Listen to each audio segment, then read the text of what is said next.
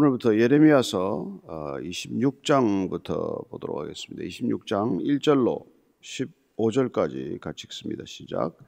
유다의 왕 요시야의 아들 여호야김이 다스리기 시작한 때에 여호와께로부터 이 말씀이 임하여 이르시되, 여호와께서 이와 같이 말씀하시니라. 너는 여호와의 성전 뜰에 서서 유다 모든 성읍에서 여호와의 성전에 와서 예배하는 자에게 내가 내게 명령하여 이르게 한 모든 말을 전하되 한마디도 감하지 말라. 그들이 듣고 혹시 각각 그 악한 길에서 돌아오리라.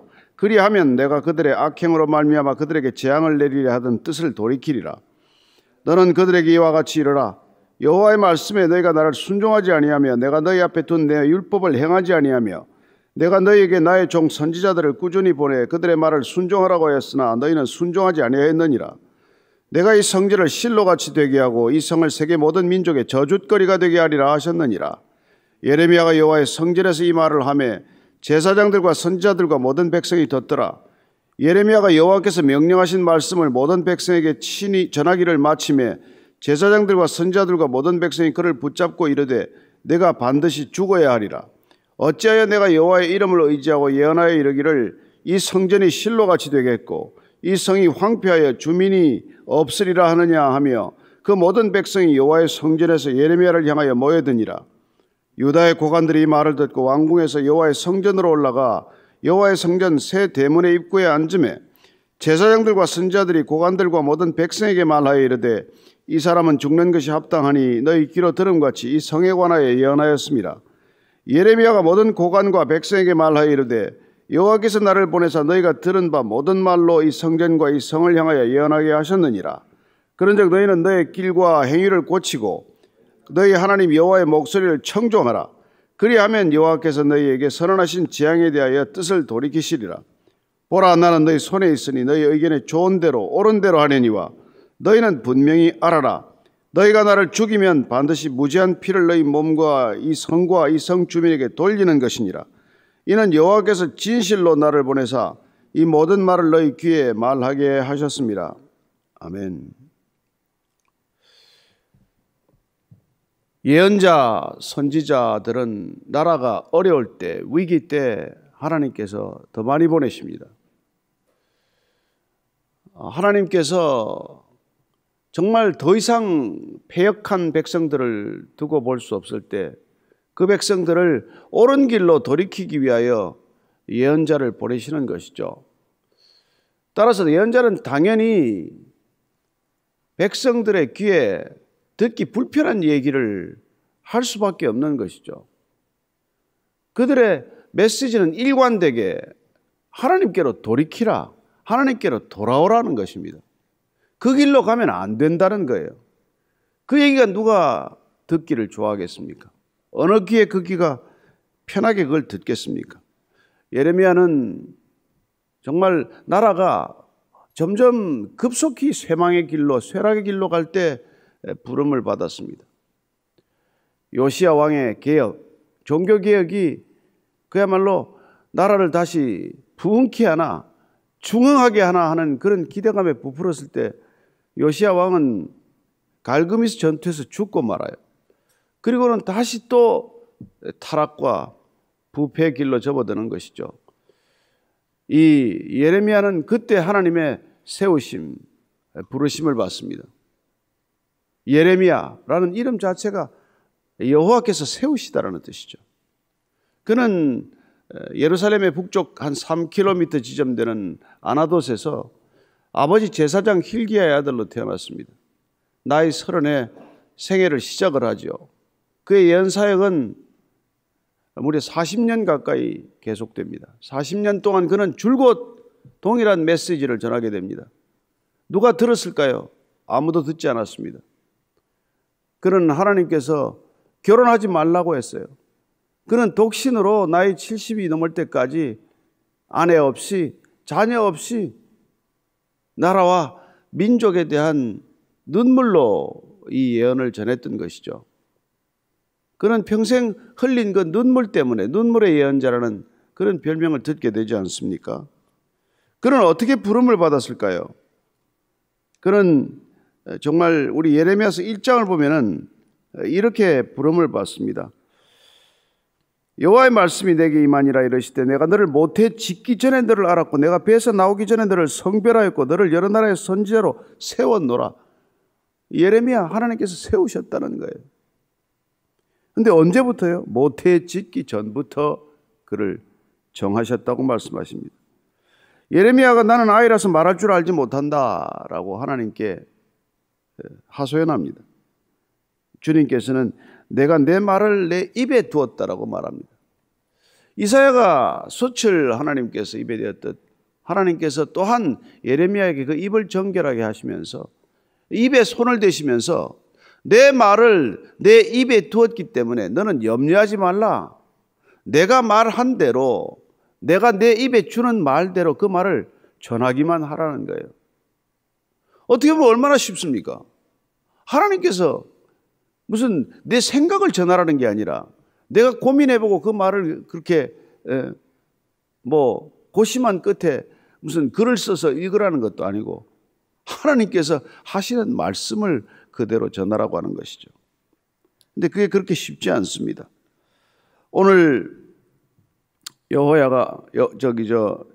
예레미야가 무슨 말 때문에 이제 또 고난을 겪게 되는지 한번 보도록 하겠습니다. 26장 1절 2절 말씀입니다.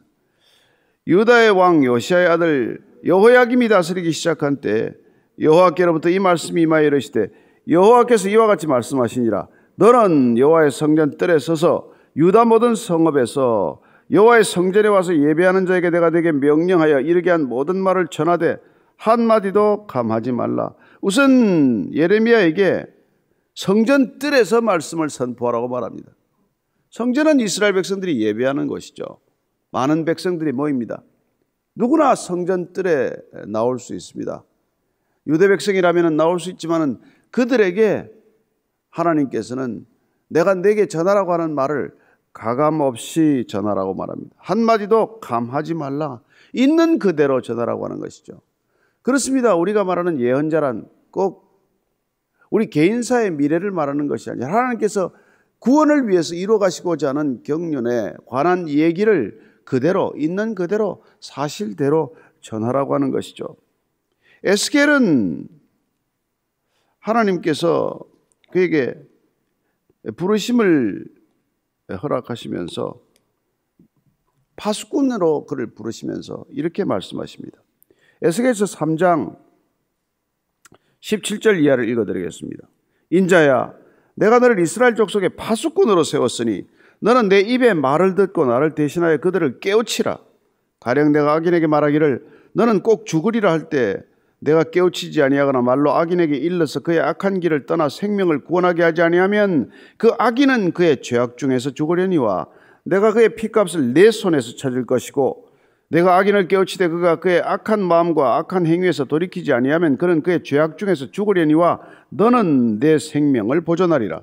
또 의인이 그의 공의에서 돌이켜 악을 행할 때는 이미 행한 그의 공의는 기억할 바 아니라 내가 그 앞에 거치는 것을 두면 그가 죽을지니 이는 내가 그를 깨우치지 않음이니라. 그는 그의 죄 중에서 죽으려니와 그의 피값은 내가 내 손에서 찾으리라. 그러나 내가 그 의인을 깨우쳐 범죄하지 아니하게 하므로 그가 범죄하지 아니하면 정령 살리니 이는 깨우침을 받음이며 너도 내 영혼을 보존하리라. 에스겔을 통해서 우리가 알 수 있는 것은 무엇입니까? 하나님께서 예언자를 부르시는 목적은 죽을 자를 살리는 거예요. 죽고 사는 것이 예언자에게 달렸다는 것입니다. 전하라고 하는 말씀을 듣고 그가 돌이키면 그는 살겠지만 돌이키지 않으면 그는 그 죄 때문에 죽겠지만 그의 죽음을 그의 핏값을 예언자에게 찾겠다는 거예요. 얼마나 두렵고 무서운 말씀입니다. 그러니 하나님의 말씀을 어떻게 왜곡해서 전할 수가 있습니까? 전하라고 하는 그 말씀 그대로 전해야지 어떻게 듣기 좋은 말로 바꾸어서 전할 수가 있냐는 것이죠. 그러나 많은 선지자들, 거짓 선지자들, 가짜 선지자들이 어느 시대나 백성들의 귀에 거슬린다는 내용을 비틀어서 듣기 좋고 부드럽고 마음에 와닿는 말로 바꾸어 전하는 것이죠. 잘 될 것이다. 평안하다. 이 고비만 지나면 너는 괜찮을 것이다. 하나님께서 너를 늘 도우실 것이다. 뭐 하여튼 그런 얘기 누가 안 듣고 싶겠어요? 이 시대는 안 그렇습니까? 우린 다 힘들어요. 피곤해요. 우린 다 위로가 필요해요. 우린 다 격려받아야 할 사람이라고요. 우린 다 사랑에 굶주린 사람입니다. 사랑받고 싶은 욕구가 강해요. 인정받고 싶습니다. 누가 부정하는 말을 듣고 싶겠어요? 너는 그러면 안 된다. 너는 돌이키라. 너는 그러면 망한다. 너는 그러면 죽는다. 그런 얘기 듣고 싶은 사람은 없습니다. 그러나 성경 전체는 하나님께서 그 얘기를 전하라고 하는 얘기죠.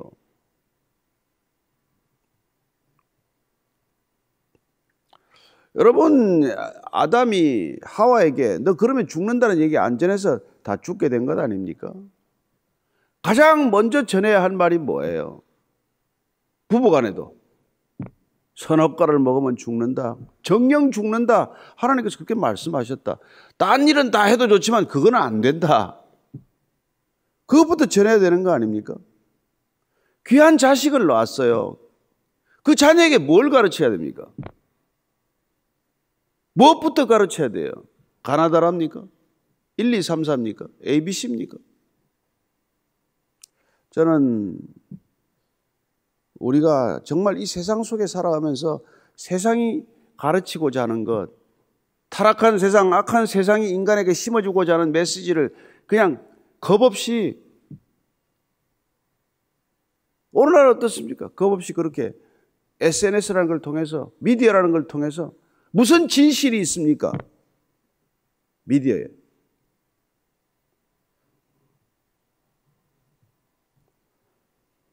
그러나 성경의 진실은 누가 귀를 기울입니까? 이 진실을 전하는 것도 지금 이제 점점 어려워지지 않습니까? 대면 예배 드리면 신고하래요. 그런 시대를 살고 있습니다. 어쩌면 우리가 점점 하나님의 메시지, 정확한 진리를 전하는 것이 목숨을 걸어야 하는 때가 가까이 오고 있는지 모르죠. 한마디도 감하지 말라고 말합니다. 3절 이해합니다. 그들이 듣고 혹시 각각 그 악한 길에서 돌아오리라. 그리하면 내가 그들의 악행으로 말미암아 그들에게 재앙을 내리라 하던 뜻을 돌이키리라.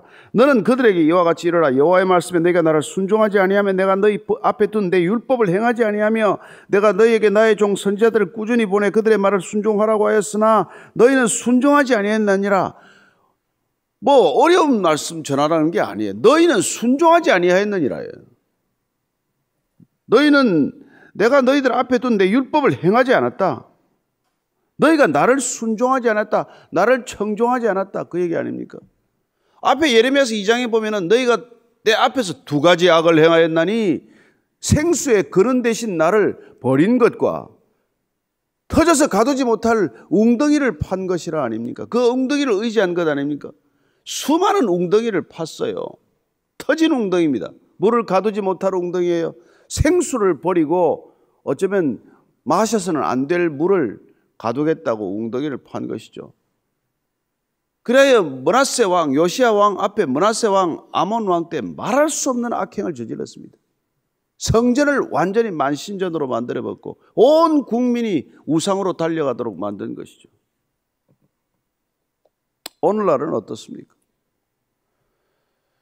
여러분 이데올로기라는 우상에 다 빠져 있지 않습니까? 수많은 철학적 사조가 우상 아닙니까? 얼마나 많은 이 땅에 무슨 인간의 활동들이 우리를 우상으로 이끌어갑니까? 내가 하고 있는 모든 것들이 우상으로 변하고 말았습니다. 내가 하고 있는 생각이 전부 우상이 되고 말았어요. 그래서 이제 누구의 이야기에도 귀 기울이지 않고 하나님에 대해서 전혀 관심이 없는 시대가 되고 말았죠. 오직 자기 자신을 우상으로 만들어 살고 있는 것이죠. 하나님께서 그 얘기를 하라는 거예요. 그러나 중요한 것은 무엇입니까? 악한 길에서 돌아오라. 악한 길이란 뭐예요? 우리의 욕망이 이끄는 삶입니다. 우리가 충동적으로 살아가는 이 모든 것은 악한 길입니다. 거기서 돌이키라는 거예요. 여러분, 우리가 얼마나 정말 게으르고 싶습니까? 그래서 젊은 사람들 표현으로 하면 얼마나 우리가 뭐 잠수도 타고 싶고 이래요. 뭐 꼭 그렇게 매일 아침같이 정해진 시간에 예배 드릴 필요 있습니까? 아니 요새는 뭐 점점 뭐 온라인 시대니까 내가 편리할 때 뭐 그냥 그 시간에 잠깐 틀어서 설교만 들으면 되지. 뭐 그렇게 하다가 예배 전체를 다 놓치게 되지 않습니까? 우리는 악한 길이라고 하는 길에 대한 의식이 없어졌어요. 내가 하고 싶은 대로 하는 길, 그게 악하다는 생각 자체가 없어진 것입니다. 우리의 본성이 얼마나 악한 것인지, 우리의 생각 속에서 얼마나 선한 생각이 단 한 가닥도 없는지를 우리는 모르고 있는 것이죠. 그래서 우리는 각자가 다 자기 합리화의 천재가 된 겁니다. 그러나 주님께서는 오늘 그 악한 길에서 돌아오라는 거예요. 돌아오라. 그래야면 그 악행으로 말미암아 재앙을 내리려고 하던 뜻을 내가 돌이키겠다. 너희들이 돌아오면 나도 돌이키겠다. 너희들이 돌이키면 내가 재앙을 내리려고 하던 내 뜻을 돌이키겠다. 어느 부모가 여러분 자녀가 용서를 비는데 벌을 내리겠습니까? 죄를 고백하고 제가 더 이상 같은 죄를 반복하지 않겠습니다. 내가 돌이키겠습니다. 잘못했습니다. 용서해 주십시오. 그러면 부모는 매를 들었다가 매를 놓지 않습니까? 하나님께서 재앙을 거두겠다는 거예요. 여러분 3대 재앙이 있습니다. 잘 아시죠? 전쟁, 기근, 역병. 하나님이 고대로부터 지금까지 계속해서 쓰고 있는 하나님의 채찍이에요. 하나님의 매 아닙니까? 들었다가 놓겠다는데 돌이킵니까? 안 돌이키죠. 어쩌면 지금 역순이겠죠. 역병, 기근, 전쟁. 그런 재앙들이 앞에 줄줄이 기다리고 있습니다. 돌이키라. 너희들이 죄악에서 돌이키라. 너희들이 죄악의 악행으로부터 돌이키기만 하면 나도 내 뜻을 돌이키겠다. 이게 예레미야가 이스라엘 백성들에게 선포하는 메시지예요. 하나님께서는 다시 6절, 7절 이렇게 말씀하십니다. 내가 이 성전을 실로같이 되게 하고 이 성을 세계 모든 민족의 저주거리가 되게 하리라 하셨느니라. 순종하지 않으면 이 성전은 실로같이, 실로라는 안식의 장소죠. 여호수아 때부터 언약궤가 있던 곳입니다. 솔로몬의 성전이 들었을 때까지는 이곳에서 제사가 드려졌지만 이후에 황폐해졌어요. 하나님의 언약궤 말씀이 그 안에 있었지만 황폐해질 수 있다는 것이죠. 그리고 예루살렘 성, 이스라엘 백성들에게는 예루살렘 성이 또한 우상과도 같았습니다. 불패의 성, 난공불락의 성, 영원한 성, 하나님의 도성, 누구도 무너뜨릴 수 없는 성이라고 생각한 것이죠. 그러나 그게 모든 민족의 저주거리가 되게 하겠다. 예레미야가 여호와의 성전에서 이 말을 하며 제사장들과 선지자들과 모든 백성이 들었다. 그렇죠. 공개적인 자리에서 예레미야가 하나님의 말씀을 전했습니다. 선포했습니다. 그랬더니 반응은 어떻습니까? 8절 9절입니다. 예레미야가 여호와께서 명령하신 말씀을 모든 백성에게 전하기를 마침에 제사장들과 선지자들과 모든 백성이 그를 붙잡고 이르되 내가 반드시 죽어야 하리라. 어찌하여 내가 여호와의 이름을 의지하고 예언하여 이르기를 이 성전이 실로같이 되겠고 이 성이 황폐하여 주민이 없으리라 하느냐 하며 그 모든 백성이 여호와의 성전에서 예레미야를 향하여 모여드니라. 마치 예레미야를 그냥 그 자리에서 죽이겠다는 듯 달려드는 사람들을 보게 됩니다. 왜요? 이 예루살렘 성전을 실로처럼 되게 하겠다니 이게 성전 모독죄 아닙니까? 그런 거짓 예언을 어떻게 할 수 있냐? 어떻게 예루살렘 성이 저주거리가 되게 한다는 그런 예언이 어디 있냐? 너는 거짓 예언자구나. 모든 거짓 예언자들이 하나님께서 보내신 참 예언자 예레미야를 거짓 예언자로 단정합니다. 단죄합니다. 그래서 그걸 넌 죽어야 한다는 거예요. 하나님의 말씀을 전하다가 지금 죽게 생기지 않았습니까? 근거가 없는 게 아니에요. 신명기에서 거짓 예언자라면 죽이라고 했습니다. 그러니 10사람이 모여서 한 사람을 거짓 선자로 단죄하면 죽음을 피하겠습니까? 신명기 18장 20절에 보면 이런 얘기가 있어요. 만일 어떤 선지자가 내가 전하라고 명령하지 아니한 말을 제 마음대로 내 이름으로 전하든지 다른 신들의 이름으로 말하면 그 선지자는 죽임을 당하리라 하셨느니라. 그렇습니다. 하나님께서 전하라고 하는 말을 전하지 않고 내가 전하라고 명령하지 아니한 것을 제 마음대로 전하는 자들은 죽는다는 거예요. 그러니 여러분, 오늘날 우리가 얼마나 성경에 있는 말 그대로 우리가 전하면 되지, 여기서 뭐 빼거나 더할 게 뭐 얼마나 있어요.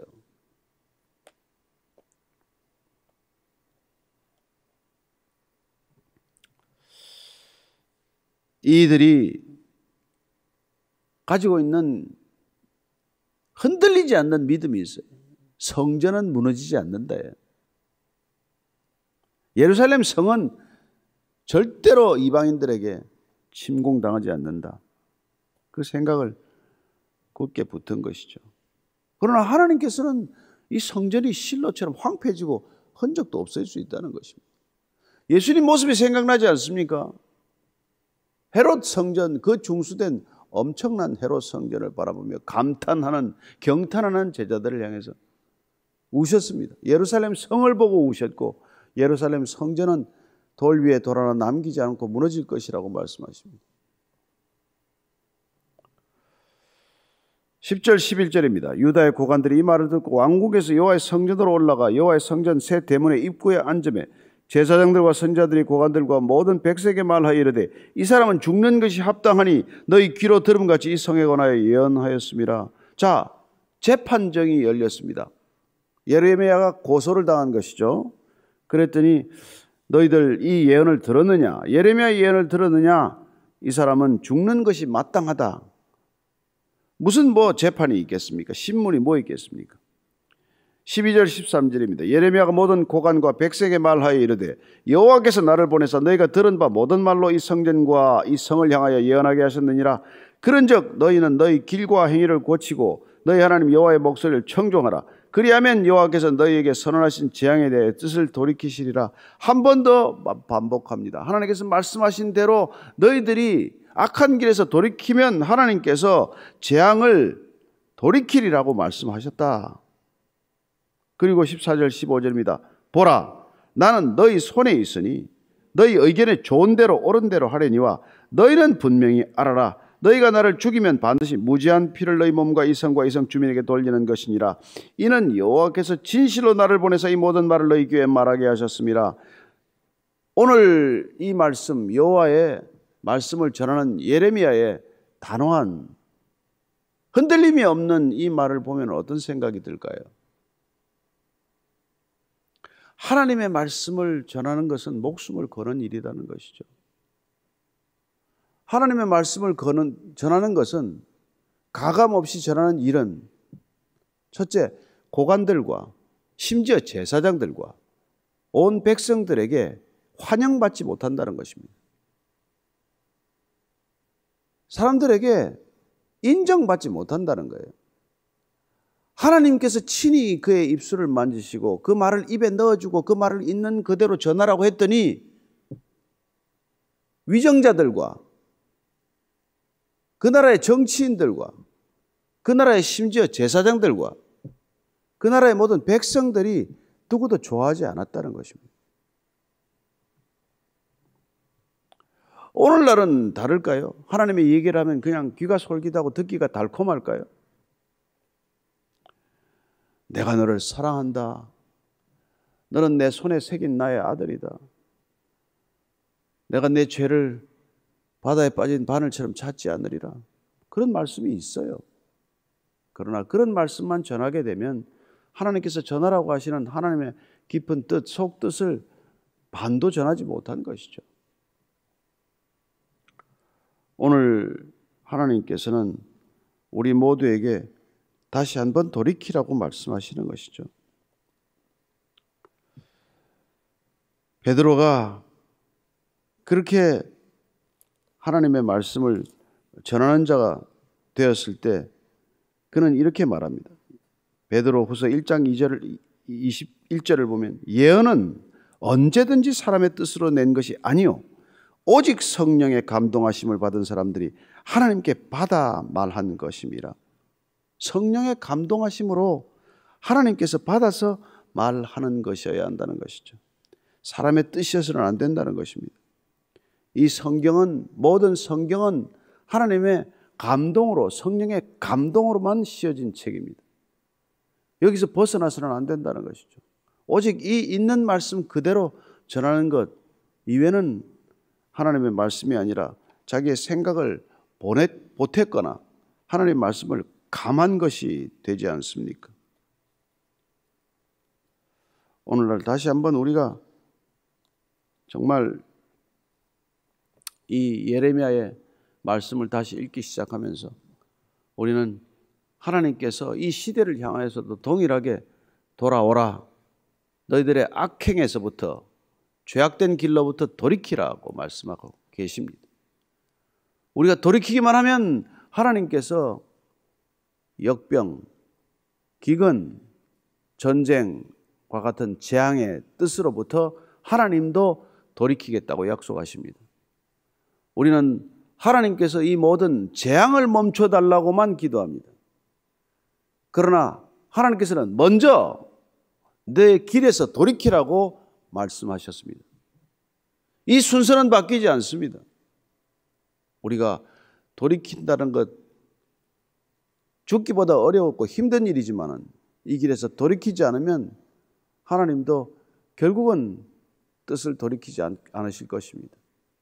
예레미야는 결국 예루살렘의 성이 점령당하고 예루살렘 성전이 모조리 바벨론에 회파되는 것을 목격했던 예언자가 되고 말지요. 그의 이 예언이 백성들에게 들어지지 않고 정치인들과 제사장들에게 조롱과 비웃음을 샀을 때 그런 일이 일어나고 말았다는 것입니다. 오늘 우리가 다시 한번 이 시대를 향한 기도, 이 나라와 이 민족을 위한 기도, 이 시대 교회를 향한 기도, 어려운 기도가 아닙니다. 복잡한 기도가 아닙니다. 여러 가지 기도가 아니에요. 돌이키게 하소서. 그 기도 하나 오늘 하나님께 올려드리고 우리 자신이 먼저 돌이키기를 결단하는 결단의 기도를 올려드릴 수 있게 되기를 바랍니다. 같이 기도하겠습니다. 하나님 아버지, 사도 바울이 날마다 나는 죽노라고 결단했던 까닭은 우리는 죽지 않으면 내 길로 내 뜻으로 가고 있다는 것을 발견합니다. 하나님 아버지, 오늘도 내 길로 가지 않게 하소서. 내 뜻을 고집하면서 내 길을 금하면서 하나님의 길이라고 착각하지 않게 하여 주옵소서. 하나님, 오늘도 하나님의 길로 돌이키기를 원합니다. 날마다 돌이키게 하시고 하루하루 돌이키게 하시고 아침 저녁으로 돌이키게 하시고 매 순간 매 시간 돌이키게 하여 주옵소서.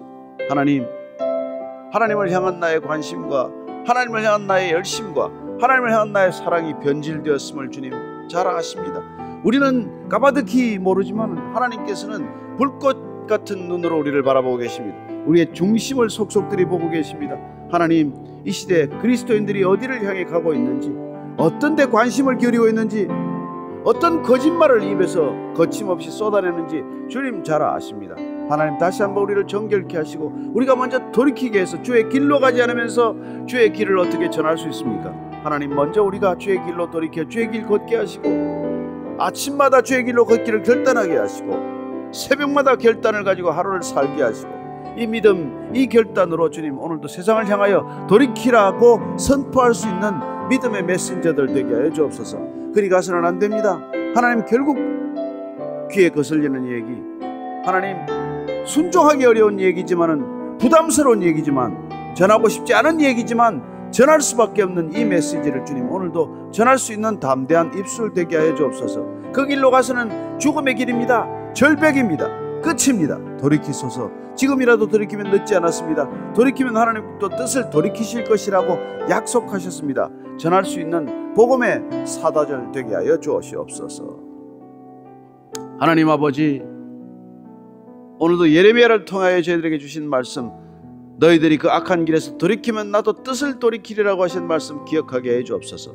이 재앙의 시대, 역병의 시대에도 먼저 우리가 뜻을 돌이킬 때 하나님께서 멈추시겠다고 약속하시는 이 말씀, 진실된 이 말씀 전할 수 있는, 선포할 수 있는, 살아낼 수 있는 우리 모두가 되게 해 주옵소서.